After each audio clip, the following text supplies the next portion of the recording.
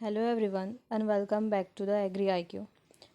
जैसा कि हम पिछले लेक्चर में AHFL 5221 सॉल्व कर रहे थे और हमने उस लेक्चर में पार्ट ए और पार्ट बी सॉल्व किया था।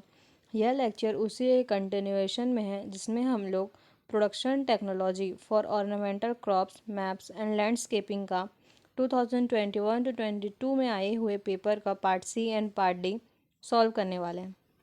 लेक्चर को स्टार्ट करने से पहले अगर आपने अभी तक मेरे चैनल को सब्सक्राइब नहीं किया है, I request to you please subscribe to my channel and share it with your friends so that I can provide you more such paper solving videos जिससे आपके एग्ज़ाम में आपको बेनिफिट हो सके। And I request to you कि please like to my videos. Start करते हैं part सी से।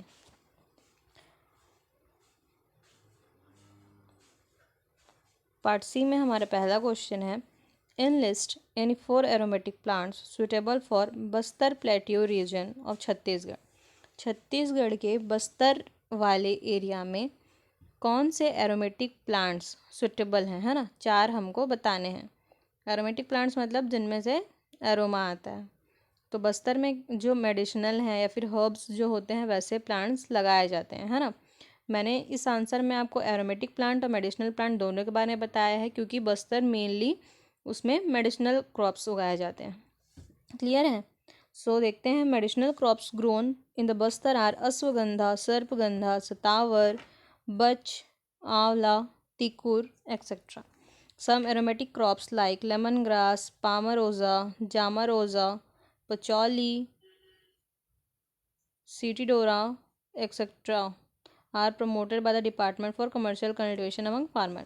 तो जो मेडिसिनल क्रॉप्स है इन लिस्ट बोला गया है, मतलब आपको सिर्फ नेम लिखने हैं ना। तो जो मेडिसिनल क्रॉप्स अगर आते हैं तो मेडिसिनल क्रॉप्स भी आपको याद रखने हैं, जो है अश्वगंधा, सर्पगंधा, सतावर, आंवला, ये सब। और एरोमेटिक्स जैसे आपको पूछा गया है इसमें एरोमेटिक क्रॉप्स के बारे में, तो उसमें है लेमन ग्रास है, पामरोजा है, जामारोजा है, पचौली है ना। ये सब है आपका एरोमेटिक क्रॉप्स। सेकंड क्वेश्चन हम लोग देखते हैं, describe irrigation and nutrient management for commercial cultivation of lemon grass. जो लेमन ग्रास है ना, इसके इरिगेशन और न्यूट्रिएंट इन दोनों का मैनेजमेंट कैसे करते हैं ये हमको लिखना है। पहले देखते हैं हम लोग न्यूट्रिएंट के लिए मतलब मैन्योरिंग के लिए या फिर फर्टिलाइजेशन के लिए। तो इसमें क्या है, अप्लाई FYM और कंपोस्ट एट 20 to 25 टन पर hectare as basal. Apply 50 kg nitrogen per hectare annually, half at the planting and half 1 month after planting. From the second year onwards, first dose of fertilizer should be applied by cutting and again 1 month after the first dose. जो nutrient management है ये हम लोग कैसे करते हैं, तो FYM या फिर कंपोस्ट हम लोग को अप्लाई करना है 20 से 25 टन बेसल डोज के तौर पे, है ना। जो 50 kg नाइट्रोजन है उसको हम लोग को एनुअली इसमें अप्लाई करना है, आधे को प्लांटिंग के टाइम पे, आधे को बाद में एज अ टॉप ड्रेसिंग, ठीक है। फिर हम लोग देखते हैं इरिगेशन के बारे में। तो life irrigation on 3rd day and further irrigation at 7 to 15 day interval. जो पहला इरिगेशन है वो हमको देना है तीसरे दिन पे ग्रोइंग के, और बाद में हर 7 से 15 दिन के बीच में हम लोग को उसमें इरिगेशन प्रोवाइड करते रहना है।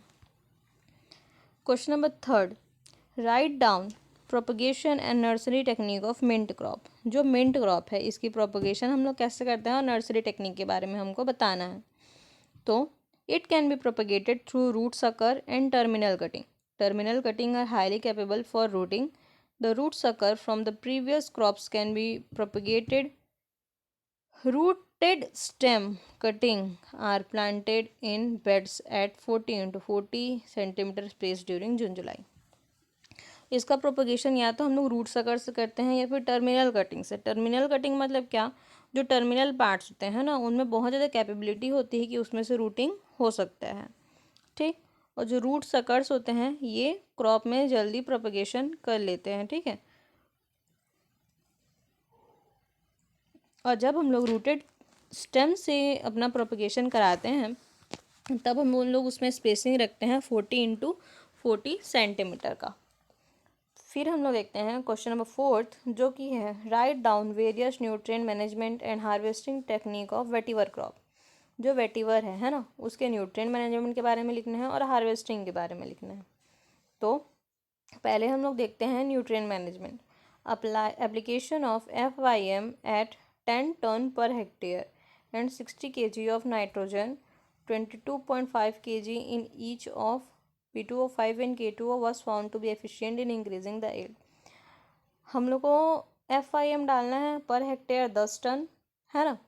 और अगर हम लोग फर्टिलाइज़र की बात करते हैं तो 60 kg डालना है हम लोग को नाइट्रोजन, और जो P और K है, पोटेशियम और पोटास है ना, ये हम लोग को डालना है 22.5 kg दोनों को, मतलब दोनों को अलग अलग। ये हुआ न्यूट्रिएंट मैनेजमेंट। अब हम लोग देखेंगे हार्वेस्टिंग। तो हार्वेस्टिंग में क्या है, the plants planted in July should be harvested after 18 months to get the maximum oil yield. Harvesting is usually done during dry season, December to February, by manually digging out the bush along with its root. The root are then separated from the leaf, washed and dried under the shade for 1 to 2 days before distillation. The root that possess the following characteristic have good oil content. It should be slightly reddish brown, expose a hard surface when the skin is peeled off, be thick, hard, long and wiry, and give a very bitter taste when chewed। तो harvesting में हम लोग क्या करते हैं, जो ये plants है ना, जिनको हमने जुलाई में कल्टीवेट किया है या ग्रो किया है, उसको हम लोग 18 महीने बाद हार्वेस्ट करते हैं अगर, तो हम लोग को मैक्सिमम ऑयल यील्ड मिलता है। ठीक है।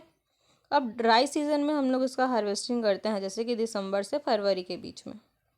और कैसे करते हैं, तो हम लोग मैनुअली उसको डिग आउट करते हैं, फिर जो उसके बस के साथ उसको हम लोग कोड़ लेते हैं, गड्ढा कोड़ लेते हैं ना, और उसको निकाल लेते हैं बाहर उसके जड़ के साथ। फिर जो उसका जड़ है और लीव्स है उसको हम लोग सेपरेट करते हैं, उनको वॉश करते हैं और शेड में, मतलब छाँव में हम लोग उसको क्या करते हैं, सुखा देते हैं 1 से 2 दिन के लिए। उसके बाद हम लोगों को उसका डिस्टिलेशन करना है। डिस्टिलेशन से पहले हमको उसको शेड ड्राई करना है। ठीक। और जिन रूट्स में नीचे दिए हुए जो कैरेक्टर्स हैं, अगर वो प्रेजेंट है तो मतलब उसका ऑयल कंटेंट क्या है, बहुत अच्छा है। और वो कैरेक्टरिस्टिक क्या क्या हैं, तो वो थोड़े से रेड टाइप होने चाहिए, रेडिश ब्राउन, है ना। जब हम लोग छीलते हैं तो एक हार्ड सरफेस आना चाहिए। ठीक। मोटा होगा, हार्ड होगा, लॉन्ग होगा, वायरी होगा। और जब हम लोग उसको चबाते हैं अगर, तो वो कड़वा होना चाहिए टेस्ट में। क्लियर है। नेक्स्ट है हमारे पास question number 5। Describe sowing and water management for commercial cultivation of isabgol. जो आइसाबगोल है इसका सोइंग और वाटर मैनेजमेंट लिखना है। ठीक। तो isabgol thrives well in warm temperature region, it requires cool and dry weather and is sown during winter months. Sowing during first week of November gives best yield. Carry out the second irrigation after 3 to 4 weeks and third irrigation during the time of formation of spikes. Generally, isobogol crop require a total of 8 to 10 irrigation throughout the entire growth period. जब हम लोग बात करते हैं commercial cultivation की, है ना, तो इसको वार्म टेम्परेट रीजन पे हम ये फेवर करता है। ठीक है, मतलब फेवर नहीं करता है, इसको कूल एंड ड्राई वेदर चाहिए। ठीक। जैसे कि विंटर मंथ्स में हम लोग इसको कल्टीवेशन करते हैं। फर्स्ट वीक ऑफ नवंबर में जब हम लोग इसका कल्टीवेशन करते हैं तो उसको हम लोग को, उससे हमको बेस्ट यील्ड मिलता है।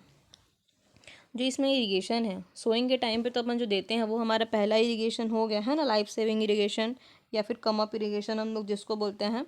जो सेकेंड इरिगेशन है वो हमको देना है 3 से 4 वीक बाद। ठीक। और थर्ड इरिगेशन हम लोग को देना है जब स्पाइक्स आए उनमें। जो आइसाबगोल का क्रॉप है उसको अपने एंटायर ग्रोथ पीरियड में 8 से 10 बार इरिगेशन की ज़रूरत होती है। क्लियर है। नेक्स्ट है हमारे पास write down the propagation and nursery technique of satavar crop. जो सतावरी के बारे में अभी तक हम पढ़े हैं पार्ट बी में, है ना, तो पार्ट सी में इसको हमको क्या पूछा गया है, इसके प्रोपगेशन के बारे में और नर्सरी मैनेजमेंट के बारे में। ठीक। तो देखते हैं। The propagation of the plant can be done by taking the base and also the upper part of the tree of the mature plant. After some days, the grafted plant root produce 2 to 3 tuberose root. For the grafted plants we need to give 1 centimeter of irrigation. तो जब हम लोग बात करते हैं propagation की, तो हम लोग कैसे करते हैं, इसका जो बेस है ना, मतलब उसके अपर पार्ट को हम लोग उसके बेस के साथ लेंगे, और किसका, तो एक मैच्योर प्लांट का, है ना, फिर हम लोग उसको ग्राफ्ट कर देंगे, ठीक है। फिर जब हम लोग उसमें ग्राफ्टिंग कर देते हैं तो 2 से 3 ट्यूबरोज रूट उसमें फॉर्मेट हो जाते हैं। फिर इन रूट्स को हम क्या करते हैं, इंडिविजुअली प्रोपगेट कर देते हैं और उसमें इरिगेशन 1 सेंटीमीटर तक का प्रोवाइड कर देते हैं। सेकंड में जब हम लोग बात करते हैं नर्सरी मैनेजमेंट के बारे में, तो इसमें क्या है, for 1 acre cultivation 100 square feet long nursery is required. Seeds are sown in the month of June July. The soil is prepared well by digging up to 30 to 40 centimeter depth and sow shatavari seeds. After sowing, cover beds with thin cloth so it retains moisture. क्या है कि जो अगर हम लोग 1 एकड़ में cultivation कर रहे हैं, है ना, तो हमको 100 स्क्वायर फीट लंबा नर्सरी चाहिए होता है, ठीक। अब हम लोग इस नर्सरी में जो सीड्स हैं उनको जून जुलाई के महीने में शो करते हैं, और जो सॉइल है उसका प्रिपरेशन कैसे करते हैं हम लोग, तो अच्छे तरीके से डिगिंग करके, है ना, मतलब खोद के 30 से 40 सेंटीमीटर डेप्थ तक हम लोग शतावरी के सीड्स को क्या करते हैं, शो करते हैं। उसके बाद हम लोग इसको अच्छे से कवर कर देते हैं ताकि उसमें से मॉइस्चर मेंटेन रहे। क्लियर है। नेक्स्ट हम लोग देखेंगे क्वेश्चन नंबर 6। क्वेश्चन नंबर 6 क्या है, differentiate between cut flower and loose flower. ये क्वेश्चन आपके बहुत ही बेसिक से आया हुआ है ना, बहुत इजी क्वेश्चन है। आपको क्या करना है, लूज फ्लावर और कट फ्लावर में डिफरेंस बताना है। तो जो कट फ्लावर है वो क्या है, the cut flower are usually harvested along with their stem branches whereas the loose flower are usually harvested without them. The cut flower are used for making flower vases or for gifting purpose, whereas the loose flower are used for making garlands and for offering in worships. Main अंतर क्या है दोनों में, कि जो cut flower होते हैं इसको हम लोग उसके स्टेम के साथ या फिर बोल सकते हैं ब्रांचेस के साथ कट करते हैं, है ना, जबकि जो लूज फ्लावर है हम लोग बिना स्टेम के उसको सिर्फ फ्लावर्स को प्लक करते हैं। एग्जाम्पल के लिए अच्छे से आप समझ सकते हैं, जैसे कि कट फ्लावर का एग्जाम्पल है आपका रोज़, और लूज फ्लावर का एग्जाम्पल है मैरीगोल्ड, है ना। और जो कट फ्लावर है इसको हम लोग गिफ्ट देने के लिए या फ्लावर वेस में रखने के लिए, जबकि लूज फ्लावर को हम लोग जनरली माला बनाने के लिए या फिर अपन पूजा के लिए यूज़ करते हैं। तो जब आप रोज़ देते हैं किसी को, है ना, तब आप क्या देखते हैं कि रोज़ के साथ उसमें क्या लगा हुआ, उसका ब्रांच या फिर स्टेम लगा हुआ है, ठीक है। तो ये रोज़ है आपका, है ना, इस तरीके का रोज़ मत देना किसी को। तो इसमें क्या होता है, स्टेम लगा हुआ रहता है, और जो जब आप मैरीगोल्ड ख़रीदते हैं तो उसमें क्या रहता है, सिर्फ एक फ्लावर रहता है, ठीक। तो ये होता है बेसिक हमारे cut flower and loose flower. फिर है write any 5 shade loving shrubs along with their botanical name and family. हमको 5 ऐसे श्रब्स का नाम लिखना है जिनको शेड पसंद है, मतलब छाया पसंद है, ठीक है, और साथ में उनका बॉटनिकल नेम भी बताना है और फैमिली भी बताना है। तो 5 शेड लविंग श्रब्स क्या क्या हैं, rhododendron, boxwood, hydrangea, camellia and Texas. अब हम लोग देखते हैं इसका बॉटनिकल नेम एंड फैमिली। तो रोडोडेंड्रॉन का बॉटनिकल नेम क्या है, रोडोडेंड्रॉन आर्बोरियम, जिसका फैमिली है एरिसिसे। बॉक्सवुड का है बॉक्सस सेमीपरविरेंस, जिसका फैमिली है बॉक्सिसे। हाइड्रेंजिया का है हाइड्रेंजिया मैक्रोफाइला, जिसका नेम है हाइड्रेंजिएसी, फैमिली है। कैमेलिया का है कैमेलिया जापोनिका, जिसका फैमिली है थीसी। टेक्सस का है टेक्सस बकाटा, जिसका फैमिली है टेक्सेसी। क्लियर है। नेक्स्ट हम लोग देखेंगे क्वेश्चन नंबर 9, जो कि है what is training and pruning. Training and pruning क्या होता है ना, तो देखते हैं हम लोग। Training determines the general character and even detail of plant, outline its branching and framework.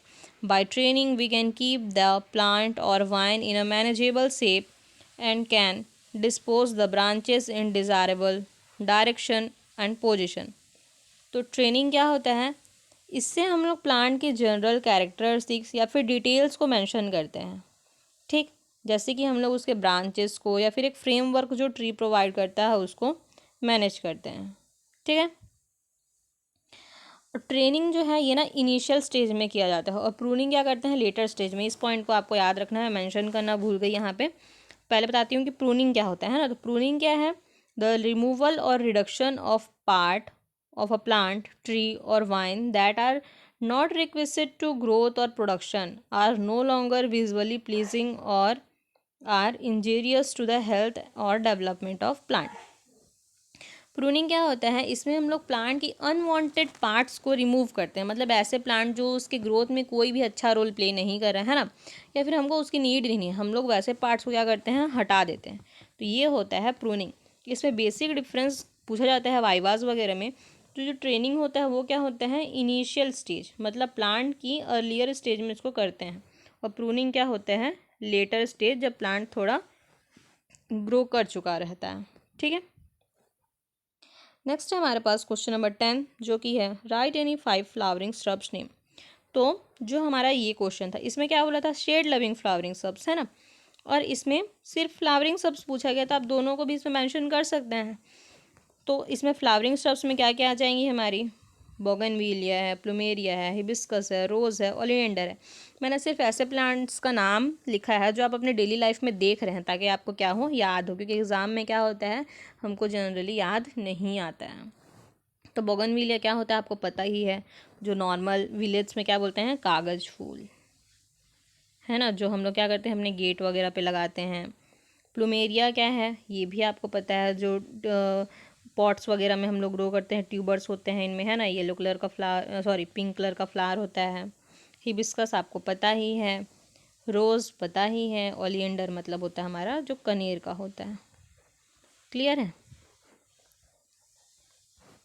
Next है हमारे पास question number 11, write down the various nutrient management of palmarosa. जो पाल्मरोजा है ना, इसमें न्यूट्रिएंट मैनेजमेंट कैसे करते हैं हम लोग, इसको लिखना है। तो Palmarosa crop responds very well to manure and fertilizer. Farmyard manure of 10 tons per hectare should be applied during land preparation, and NPK of 20:50:40 kg per hectare should be applied as bachelor dose। इसमें हम लोग जो हमारा manure है, fertiliser है, दोनों के लिए ही ये क्रॉप क्या करता है, बहुत अच्छे से रिस्पॉन्स करता है। जब हम लोग यूज़ करते हैं मैन्योर, तो हम लोग को अप्लाई करना है 10 टन्स पर हेक्टेयर, है ना, लैंड प्रिपरेशन के टाइम पे। और जो NPK है वो हमको अप्लाई करना है 20:50:40 के अमाउंट में, है ना। और इस सब को हमको बेसल डोज के टाइम पे अप्लाई करना है। क्लियर है। पार्ट सी का लास्ट क्वेश्चन हमारे पास है, what is monopodial and sympodial orchid. तो हम लोग आंसर देखते हैं। Unlike monopodial orchid that grew from a single stem, sympodial orchid have multiple stalks, or more accurately pseudobulbs, which increase in number every year.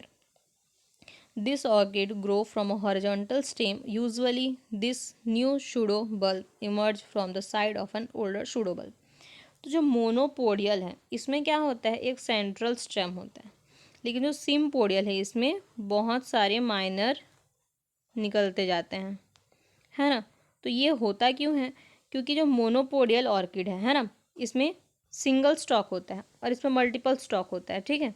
तो इसका reason क्या है कि इसमें बहुत सारे छोटे छोटे और सूडो बल्ब्स निकलते जाते हैं, और इन बल्ब से और जर्मिनेशन होता है, जबकि इसमें एक ही बल्ब प्रेजेंट रहता है। ये होता है हमारा मोनोपोडियल और सिम्पोडियल। मोनोपोडियल क्या, सिंगल स्टॉक, और सिम्पोडियल में मल्टीपल स्टॉक। क्लियर है। तो ये था हमारा पार्ट सी। अब हम लोग देखते हैं पार्ट डी। पार्ट डी में हमारा फर्स्ट क्वेश्चन है, describe the improved agro techniques for cultivation of citronella with following headings. A, herbal importance, B, nursery and sowing, C, nutrient management, D, harvesting. क्या बोला गया है, जो सिट्रोनेला क्रॉप है ना, उसका हेडिंग दिया हुआ है हमको। इस हेडिंग के अंदर उसके कल्टीवेशन को हमको एक्सप्लेन करना है। तो देखते हैं एक एक हेडिंग करके। जैसे कि है हमारा पहला हर्बल इंपॉर्टेंस। तो सिट्रोनेला का हर्बल इंपॉर्टेंस क्या है, citronella oil is often used as an insect repellent, although research has indicated sorry it may also have antifungal properties and help with wound healing. You can use citronella oil in a diffuser or spray bottle, or you can dilute it in an oil or lotion before applying it to your skin. Citronella का oil हम लोग generally insect repellent की तरह use करते हैं, है ना। इनमें एंटी फंगल प्रॉपर्टीज़, सॉरी शायद मैंने इससे पहले रीडिंग के टाइम पे एंटी फ्यूगल बोल दिया था, है ना। तो क्या है, ये एंटी फंगल प्रॉपर्टीज़ भी होती हैं। जो हमारे वुंड्स होते हैं, मतलब चोट होती है ना, घाव वगैरह होते हैं, उनको हीलिंग करने में हेल्प करता है। सिट्रोनेला के ऑयल को हम लोग स्प्रे बॉटल में डाल के एक डिफ्यूज़र के फॉर्म में भी यूज़ कर सकते हैं, और हम लोग इसको दूसरे ऑयल के साथ मिला के या फिर किसी लोशन के साथ मिला के भी अप्लाई कर सकते हैं। ठीक है। सेकंड पॉइंट हमको दिया गया है नर्सरी सोइंग के बारे में। नर्सरी सोइंग क्या होता है? It comes up well under tropical and सब tropical condition with a high rainfall 200 to 250 centimeter and high humidity. It can be propagated through slips. About 28,000 slips at a spacing of 16 to 40 centimeter in each can be planted in 1 hectare. Plow the field thoroughly and flat ridges are formed. ये हम लोग करते हैं tropical और सब tropical conditions में, है ना। इसको रेनफॉल की रिक्वायरमेंट होती है 200 से 250 सेंटीमीटर तक की, और एक हाई ह्यूमिडिटी की रिक्वायरमेंट होती है। इसको हम लोग स्लिप से ग्रो करते हैं, है ना। स्लिप्स मतलब उसके पार्ट्स आते हैं। और 1 हेक्टेयर में जब हम लोग बात करते हैं तो लगभग हमको 28,000 स्लिप्स की रिक्वायरमेंट होती है, और स्पेसिंग हम लोग को इसमें रखना रहता है 60 इंटू 45 सेंटीमीटर। बात करते हैं न्यूट्रिएंट मैनेजमेंट भी, तो जो हमने पार्ट सी में भी देखा था, सेम न्यूट्रिएंट मैनेजमेंट इसके लिए भी है। फिर हम लोग देखते हैं 4th point, that is harvesting. तो हार्वेस्टिंग सिट्रोनेला कैसे करते हैं? The first harvest is done at 6 months after planting. Second and subsequent harvest can be taken at an interval of 2.5 months. Cut the bush by leaving 10-15 centimeter above the ground level. Oil extraction is done after seed drying the leaves for 1 day. इसका harvest हम लोग कैसे करते हैं? तो planting के 6 महीने बाद इसमें हम लोग पहली कटिंग लेते हैं फिर जो सेकंड है और उसके बाद और जो सब्सिक्वेंट कटिंग्स हैं वो हम लोग 2 से 3 या फिर 2 से 1 महीने के बीच में हम लोग इंटरवल में हम लोग ले सकते हैं। और इसमें हार्वेस्टिंग कैसे करते हैं? तो जब ग्राउंड से 10 से 15 सेंटीमीटर तक हम लोग छोड़ देते हैं, और ऊपर जो बश फॉर्म होता है उसको हम लोग क्या करते हैं? हार्वेस्ट कर लेते हैं। रही बात इसकी ऑयल एक्सट्रैक्शन की, तो 1 दिन या फिर 2 दिन हम लोग शेड ड्राई करते हैं, मतलब छाँव में सुखाते हैं इसको। उसके बाद हम लोग इसमें से ऑयल एक्सट्रैक्ट करते हैं। तो ये हुआ हमारा फर्स्ट क्वेश्चन। सेकेंड क्वेश्चन है हमारे पास sorry, explain the improved agro technique for cultivation of vetiver grass with following headings. Headings हमको दिए हुए हैं herbal importance, sowing, water management, distillation, और वेटिवर ग्रास के लिए हमको इन सारे पॉइंट्स को लिखना है ना। तो फर्स्ट क्या है? Herbal importance. तो देखते हैं, vetiver is some time applied directly to skin for relieving stress as well as for emotional traumas and shocks, lice and repelling insect. It is also used for arthritis, stings and burns. Vetiver is sometimes inhaled as aromatherapy for nervousness, insomnia and joint and muscle pain. Vetiver क्या है? तो हम लोग उसको अपने skin में directly भी apply करते हैं, है ना, ताकि स्ट्रेस कम हो। एज वेल एज हम लोग इमोशनल ट्रॉमा जब होता है तब भी इसको हम लोग अप्लाई करते हैं। जो लाइस होता है ना, जूं जो होता है, या फिर जो दूसरे इंसेक्ट हैं, उनके रिपेलेंट के फॉर्म में भी हम लोग इसको यूज़ करते हैं, क्योंकि जब इसका अप्लाई करते हैं तो वो इंसेक्ट इसकी स्मेल से रिपेल होने लगते हैं। ठीक है। जो आर्थराइटिस का प्रॉब्लम है, जो बर्न्स हो जाते हैं, जलना वलना, इन सब के अगेंस्ट भी हम लोग इसको यूज़ करते हैं। ये हुआ herbal importance.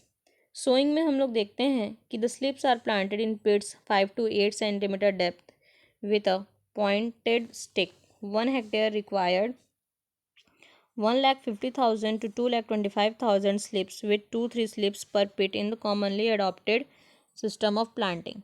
Second method, the best planting time to get higher oil yield in under South India condition is June July. जून जो साउथ इंडिया है ना, तो साउथ इंडिया के में हम लोग जब जून जुलाई के टाइम पे प्लांटिंग करते हैं तो उससे हमको बेस्ट यील्ड मिलता है ना। और जो इसका सोइंग है ये हम लोग कैसे करते हैं, तो स्लिप से इसका प्लांटिंग हम लोग करते हैं। और 5 से 8 सेंटीमीटर डीप रहता है हमारा स्लिप, है ना। तो एक स्टिक की मदद से ये हम लोग कंप्लीट करते हैं। 1 हेक्टेयर में 1.5 लाख to 2,25,000 स्लिप्स रिक्वायर्ड रहते हैं। और कितना इसका वो है, तो एक पिट में हम लोग 2 से 3 स्लिप्स प्लांट करते हैं। क्लियर है। फिर रही वाटर मैनेजमेंट की बात, तो हमने पार्ट बी में कर चुका है। अब देखते हैं हम लोग डिस्टिलेशन का, है ना। तो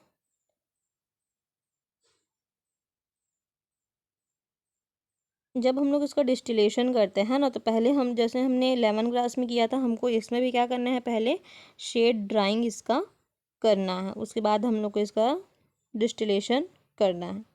ठीक।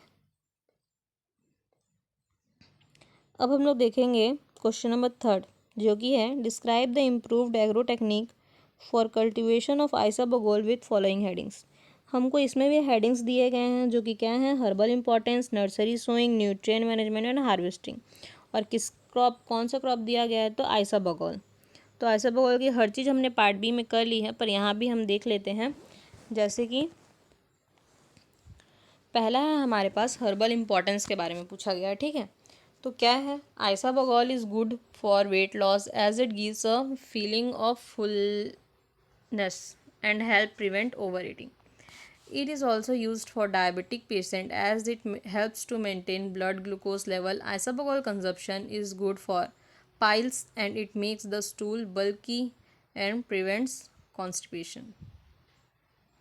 तो आइसबगोल क्या है, वेट लॉस के लिए बहुत ही अच्छा है ना। क्यों अच्छा है, क्योंकि जब हम लोग इसको कंज्यूम करते हैं तो ये एक फुलनेस कॉज करा देता है, जिससे हमको और खाना खाने का मन नहीं होता है ना। फिर जो डायबिटिक पेशेंट होते हैं उनके लिए ये बहुत इम्पॉर्टेंट है, क्योंकि ये क्या करता है, ब्लड ग्लूकोज लेवल को मैनेज करता है।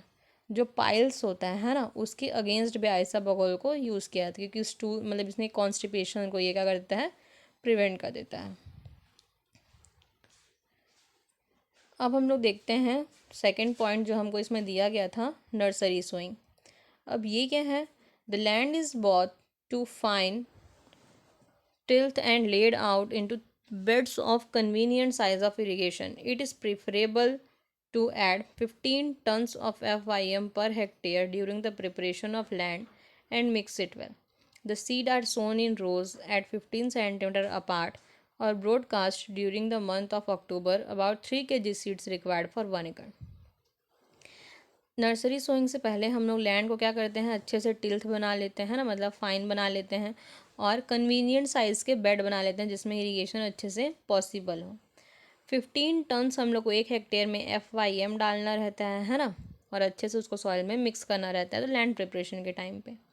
रही बात सीड्स की, तो हम लोग 15 सेंटीमीटर अपार्ट रो में उगाते हैं या फिर ब्रॉडकास्ट कर देते हैं।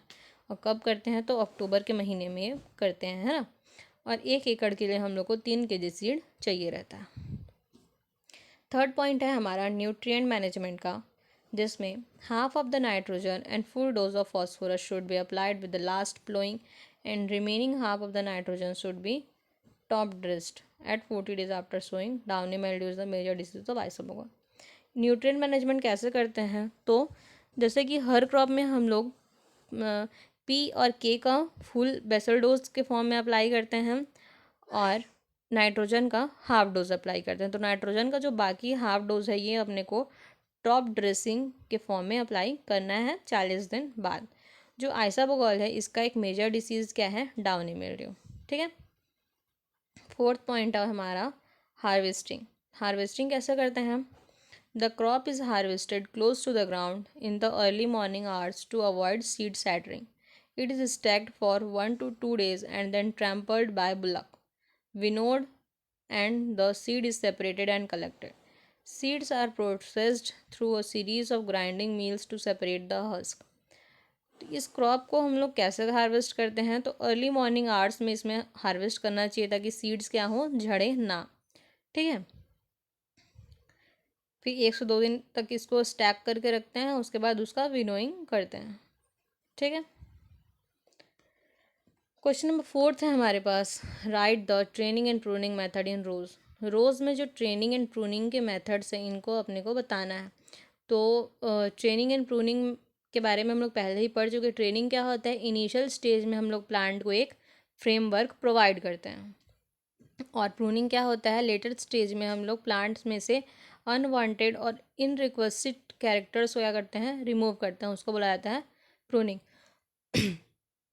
तो थिनिंग में जब हम रोज़ के लिए बात करते हैं तो 3 तरीके का होता है। एक ट्रेनिंग में 3 तरीके का होता है। एक होता है थिनिंग, दूसरा होता है कटिंग बैक मेथड, तीसरा होता है शेयरिंग मेथड। थिनिंग में हम लोग क्या करते हैं, इसमें सेम है, जो अनवांटेड बुशी अपीयरेंस जो देते हैं उसको हम लोग रिमूव कर देते हैं। कटिंग बैक पे जो फ्लावर्ड है ना, उसको हम लोग क्या कर देते हैं, आफ्टर वो फ्लावर क्या होता है, शैटर हो जाता है, हम लोग क्या करते हैं, रिमूव कर देते हैं। शेयरिंग में क्या करते हैं, हम लोग एक फ्रेमवर्क प्रोवाइड करते हैं। ठीक है। प्रूनिंग 3 तरीके से होता है, light, moderate, hard. Light pruning में कम पार्ट्स रिमूव किया जाता है, मॉडरेट प्रूनिंग में थोड़ा डीप, और हार्ड प्रून में हम लोग पूरी प्लांट को जो मेन स्टॉक है वो छोड़ के बाकी सबको हम लोग कट कर देते हैं। ठीक है। तो ये होता है ट्रेनिंग और प्रूनिंग मेथड इन रोज़। तो आपको इसमें सिर्फ इनलिस्ट नहीं करना है, आप इन 6 के 6 मेथड को, आपको अगर ऐसा क्वेश्चन एग्ज़ाम में आता है तो आपको एग्ज़ाम में उसको एक्सप्लेन भी करना है ना। मैंने आपको समझाया इसलिए मैंने सिर्फ पॉइंट आउट कर दिया है। नेक्स्ट है हमारे पास question number 5, write the pinching disbudding write the pinching disbudding and staking in chrysanthemum. जो क्राइजेंथेमम फ्लावर होता है ना, इसमें पिंचिंग, डिसबडिंग और स्टैकिंग क्या होता है ये हमको बताना है। देखते हैं। Pinching is one of the most important operation in chrysanthemum culture. Pinching refers to the removal of growing tips of the plant to induce the growth of vegetative laterals. It reduces the plant height, promote axillary branches, delays flowering and help in breaking rosette. Pinching क्या होता है, chrysanthemum में pinching बहुत ही ज़्यादा important होता है। और pinching है क्या, तो जब हम लोग प्लांट के जो अपर पार्ट है ना, जो टिप होता है जहाँ से वो बढ़ता है, उसको रिमूव कर देते हैं या प्लक आउट कर देते हैं। तो इससे क्या होता है, उसमें वेजिटेटिव ग्रोथ मतलब रुक जाता है और लेटरल ग्रोथ शुरू हो जाता है। ठीक है। इससे प्लांट की हाइट रिड्यूस हो जाती है, एक्सिलरी ब्रांचिंग होता है साइड साइड में, फ्लावरिंग डिले हो जाता है। ठीक है। ये क्या हुआ, जैसे कि ये हमारा क्राइजेंथेमम ग्रो कर रहा है ना, इमेजिन कर लेना ये क्राइजेंथेमम है। तो ये जो ग्रोइंग टिप है इसको हम लोग क्या कर देते हैं, तोड़ देते हैं। इससे क्या होगा, इधर से ब्रांचेस ज़्यादा निकलेंगी रदर देन कि वो सिर्फ ऐसा ही ग्रोथ करते रहे। ठीक है। फिर है डिसबडिंग। डिसबडिंग क्या होता है, means removal of all the bud except 1 or 2 on a stem. The objective of disbudding is to get large tree quality blooms over a long period by discouraging the development of lateral shoots. It is generally followed in big flowered variety. डिसबडिंग में हम लोग क्या करते, डिसबडिंग मतलब budding के against है ना, तो डिसबडिंग में हम लोग क्या करते हैं, जो फ्लावर की बर्ड्स होती हैं सिर्फ 1-2 को हम लोग उसके स्टेम में छोड़ते हैं, बाकी सारे फ्लावर बर्ड्स को हम लोग क्या कर देते हैं, रिमूव कर देते हैं। क्यों, क्योंकि जब 1 से 2 ही रहेगा तो वो एक बेटर ग्रोथ शो करेंगे रैदर देन जब लार्ज नंबर पे ग्रो करेंगे तो क्वालिटी कम रहेगा, है ना। तो हम लोग क्या करते हैं, क्वांटिटी पे फोकस नहीं करते हैं, क्वालिटी पे फोकस करते हैं। फिर है हमारा स्टैकिंग। स्टैकिंग क्या होता है, chrysanthemums like dahlias tend to break at the base of the stem, so stacking is key.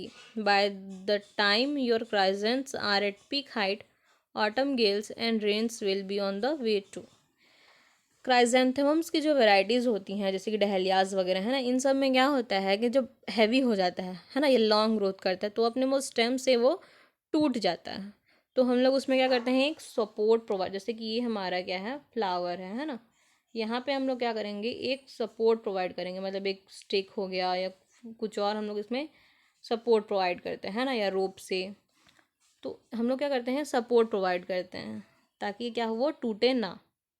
Clear है। अब है हमारे पास क्वेश्चन नंबर 6 जो कि है, explain the improved agro technique for cultivation of ocimum with the following headings. जो तुलसी है ना, उसका हमने को जो हेडिंग दिया गया है जैसे कि हर्बल इंपॉर्टेंस है, सोइंग है, वाटर मैनेजमेंट है, डिस्टिलेशन है, ये सब हमको एक्सप्लेन करना है। देखते हैं। The ocimum species has also been suggested to possess anti-fertility, anti-cancer, anti-diabetic, antifungal, antimicrobial, hepatoprotective, cardioprotective, antimetic, antispasmodic, analgesic, adaptogenic and diaphoretic actions. तो हर्बल इंपॉर्टेंस में हमने बहुत सारे पॉइंट्स देखे, जैसे कि एंटी कैंसर के फॉर्म में यूज़ होता है, एंटी फर्टिलिटी के फॉर्म में यूज़ होता है, एंटी डायबिटिक, एंटी फंगल मतलब फंगल इन्फेक्शन के अगेंस्ट, माइक्रोबियल एक्टिविटी के अगेंस्ट, है ना, प्रोटेक्टिव एजेंट, इस सब के फॉर्म में हम लोग, एनाल्जेसिक के फॉर्म में हम लोग इन सबको यूज़ कर सकते हैं। सोइंग क्या है? The seed germinated in 8 to 12 days and the seedling are ready for transplanting in about 6 week time and 4 to 5 leaf stage. A spray of 2% urea solution on the nursery plant at 15 to 20 days before transplanting helps in getting healthy seedling for transplanting. Sowing की जब बात करते हैं हम लोग, तो 8 से 12 दिन के बाद, जर्मिनेशन के 8 से 12 दिन के बाद जो सीडलिंग्स रहते हैं वो ट्रांसप्लांटिंग के लिए रेडी रहते हैं, है ना। और जब 6 वीक तक का हो जाता है, जब ये 4 से 5 लीव स्टेजेस में हो जाता है, और इसमें हम लोग क्या करना है, 2% यूरिया का सॉल्यूशन स्प्रे करना है नर्सरी में, ठीक है, 15 से 20 दिन ट्रांसप्लांटिंग के पहले, ताकि सीडलिंग क्या हो, हमारा हेल्दी हो। सॉरी, सीड जर्मिनेट होता है हमारा 8 से 12 दिन में, और जो सीडलिंग रहता है ट्रांसप्लांटिंग के लिए रेडी, वो 6 वीक बाद रेडी होता है ना, जिसमें वो 4 से 5 लीफ स्टेज का रहता है।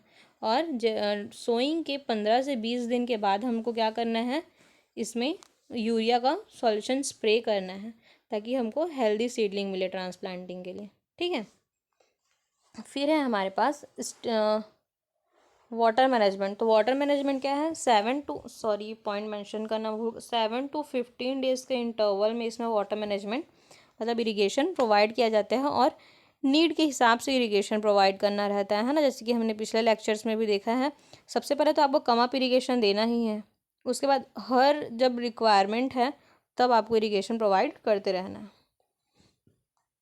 अब डिस्टिलेशन की बात आई, ठीक है, तो steam distillation was applied to Ocimum bacillium leaves and the mixture of leaves and stem. The result shows the yield of essential oil from only leaves was slightly higher than the essential oil mixture from leaves and stem. तो distillation की बात जब करते हैं तो distillation इसमें कैसे किया जाता है, स्टीम डिस्टिलेशन इसमें यूज़ किया जाता है ना। और हम लोग दोनों मिक्सचर, लीफ और स्टेम दोनों के मिक्सचर से डिस्टिलेशन करते हैं, क्योंकि जब सिर्फ हम लोग लीफ से डिस्टिलेशन करते हैं तो यील्ड हम लोग को कम होती है, ऑयल यील्ड, है ना। पर जब अपन लीफ और स्टेम दोनों से करते हैं तो अपने को एक अच्छे अमाउंट में ऑयल का यील्ड मिलता है, ठीक है। नेक्स्ट है हमारे पास last question, explain the improved agro technique for cultivation of gerbera with the following headings. Crop दिया गया है जरबेरा और हेडिंग्स हैं climate and soil, propagation method, variety, harvesting. Gerbera की इन पॉइंट्स को अपने को एक्सप्लेन करना है। सबसे पहला पॉइंट है क्लाइमेट एंड सॉइल। इसमें क्या है, day temperature of 22 to 25 degree celsius and night temperature of 12 to 16 degree celsius are ideal. Soil well drained, rich, light, neutral और slightly alkaline soil with pH range of 5.5 to 7. The soil can be cultivated throughout the year. The crop. तो gerbera की जब climate की बात करते हैं तो दिन में इसका टेम्परेचर 22 से 25 डिग्री सेल्सियस होना चाहिए, और रात में टेम्परेचर 12 से 16 डिग्री सेल्सियस को आइडियल माना जाता है। जब सॉइल की बात करते हैं तो well drain, rich, light, neutral से स्लाइटली अल्कलाइन सॉइल, जैसे कि जिसका पीएच रेंज 5.5 से लेके 7 तक का हो, ऐसा सॉइल को आइडियल माना जाता है। जो क्रॉप है जरबेरा, इसको हम लोग पूरे साल भर ग्रो कर सकते हैं। नेक्स्ट पॉइंट है प्रोपगेशन मेथड। प्रोपगेशन मेथड में क्या है, gerbera is propagated by seed by cutting of side shoot and sucker. Seed is the set if cross-pollinated. Sowing of seed may be done in almost any season. Seed germinated at 15 to 20 degrees Celsius within 2 weeks. Otherwise, it may take up to 30 days. जो propagation है इसका, है ना, तो इसको seed से या फिर कटिंग से प्रोपेगेट किया जाता है। कटिंग कैसे, तो उसके सूट्स होते हैं उनको कट करके या फिर सकर्स के थ्रू, है ना। जब सीड से हम लोग इसका प्रोपोगेशन करते हैं तो ये क्रॉस पॉलिनेटेड होता है ना, और हम लोग किसी भी सीज़न में इसका सीड सो कर सकते हैं। सीड को जर्मिनेट होने के लिए 15 से 20 डिग्री सेल्सियस का टेम्परेचर आइडल माना जाता है, और इस कंडीशन पे 2 वीक में इसका सीड जर्मिनेट हो जाता है, या फिर इसको 30 दिन भी लग सकते हैं जर्मिनेशन के लिए। नेक्स्ट थर्ड पॉइंट हमको दिया गया था वैरायटीज़, तो इसके इम्पॉर्टेंट वैरायटीज़ देखते हैं हम लोग। Important cultivars of gerbera: Pre Intense, Stanza, Winter Queen, Cacharel, Jaffa, Sangria, Diana, Thalia, Sonsara, Paganini, Aneki, Neeti, Rosita, Gloria, Ginna, Ingrid, Priscilla, Alexius, Intense, Sunway, Zingaro, Balance, Rosalin, Dune and Monique. ये सब इसके क्या हैं, important varieties हैं। Next है हमारे पास harvesting. Harvesting is done when outer 2-3 rows of disc florate are perpendicular to the stalks. The heel of the stalk should be cut about 2 to 3 cm about the base and kept in fresh chlorinated water. जो इसका harvesting है ना, जब जो उसका 2 से 3 रो जो disc floret हैं वो स्टॉक के परपेंडिकुलर आने शुरू हो जाएं, तब हम लोग क्या करते हैं, इसको हार्वेस्ट कर लेते हैं। और जो बेस है उसके 2 से 3 सेंटीमीटर ऊपर से हम लोग इसको कट करते हैं, ठीक है, और फ्रेश क्लोरिनेटेड वाटर में फ्लावर्स को रखते हैं। ये क्या है, एक कट फ्लावर है, ठीक। कट फ्लावर में हमने क्या देखा था कि उसके स्टॉक के साथ हमको हार्वेस्ट करना है। और जो फर्स्ट पॉइंट है इसका, ये क्या था, मैं आपको जैसे देखो, ये हुआ हमारा जरबेरा, इमेजिन कर लेना, है ना। क्या बोला गया है, harvesting is done when outer 2-3 rows of disc floret. इसमें बहुत सारे रोज हैं, है ना। ये होता है हमारा डिस्क फ्लोरेट, ये होता है हमारा, ये डिस्क फ्लोरेट होता है हमारा, ये होता है हमारा रे फ्लोरेट, है ना। Are perpendicular to the stalks, जो स्टॉक्स निकले हुए हैं इनमें से जब ये डिस्क फ्लोरेट क्या होता है, परपेंडिकुलर बन जाता है, मतलब कि स्ट्रेट इसी में पॉइंट होता है, तब हम लोग क्या करते हैं, पता चलता है कि ये क्या है, हार्वेस्टिंग के लिए रेडी है, ठीक है। तो ये हुआ हमारा आज का लेक्चर, जिसमें हमने AHFL 5221 सॉल्व किया। So thank you so much मेरे लेक्चर को लास्ट तक देखने के लिए। I wish you best of luck for your exam. और अभी तक अगर आपने मेरे चैनल को सब्सक्राइब नहीं किया है, please like, share and subscribe to my channel, and thank you so much.